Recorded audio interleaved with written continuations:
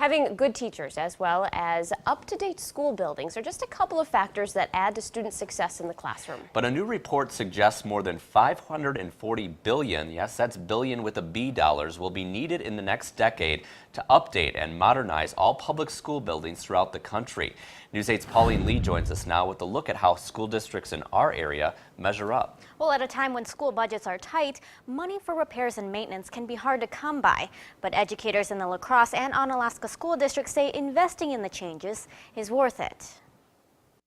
We want our schools to look good. We want our schools to reflect the good things that are happening inside of them. And so curb appeal is important. But La Crosse Superintendent Randy Nelson says keeping up with curb appeal for the district's 16 buildings has its challenges. We have older buildings, and over the decades, different types of building structures and different types of methods of buildings, and doing roofs, for instance, has changed. Voters recently approved a $15.7 million referendum to construct a new Northside Elementary School instead of making repairs to some of the district's older buildings. A new study by the Center for Green Schools suggests $542 billion will be needed in the next decade to update and modernize all public schools throughout the country. We're spending maybe $300,000 to $400,000 a year right now, and it probably should be more than that. That's all we can afford with our budget. Out of the 3 elementary schools in Onalaska, Dalton says Northern Hills needs the most work, but the budget may not be able to handle all of the needed improvements. The school was built in the 1970s